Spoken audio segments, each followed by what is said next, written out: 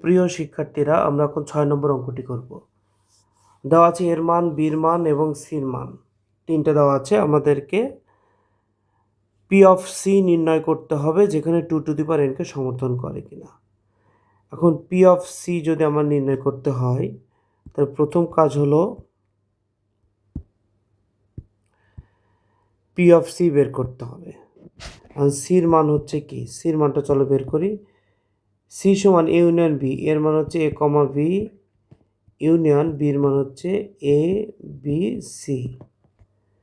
এখন নিয়ম অনুযায়ী এ ইউনিয়ন বি মানে হচ্ছে এ এবং বি এর ভিতরে সমস্ত কমন আনকমন সবাইকে নিতে হবে।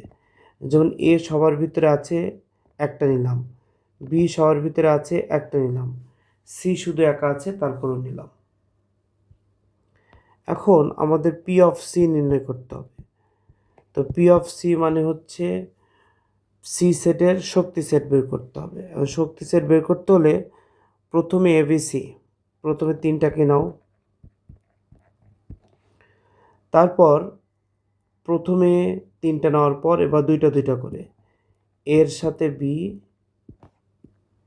এর সাথে সি। এখন বির সাথে সি দুইটা করে নেওয়া শেষ। এবার সিঙ্গেল এ বি সি, তারপর ফাঁকা সেট। এবং পি অফ সেটের নিয়ম অনুযায়ী প্রথমে একটা সেকেন্ড ব্র্যাকেট এবং শেষে একটা সেকেন্ড ব্র্যাকেট হবে। এবং গুণে দেখো 8টা হবে, 1 2 3 4 5 6 7 8, 8টা উপসেট। এখন বা এখানে তুমি লিখতে পারো, এখানে সি সেটের উপসেট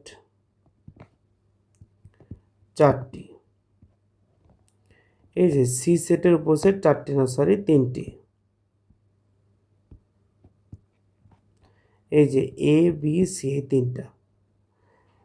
এবং পি অফ সি সেটের উপসেট হচ্ছে, গুণে দেখো 1 2 3 4 5 6 7 8টি। এখন 8কে আমরা এমনভাবে ভাঙবো যাতে 2 এর ভিত্তি বানানো যায়। তাহলে আমরা 2 কিউব করলে 8 হয়।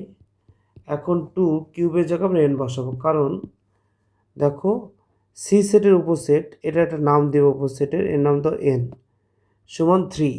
তাহলে 3 জায়গায় আমরা n লিখতে পারি। দেখো 2n চলে এসেছে। তাহলে আমরা বলতে পারি, সুতরাং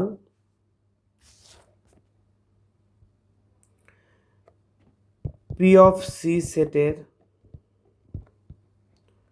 উপাদান সংখ্যা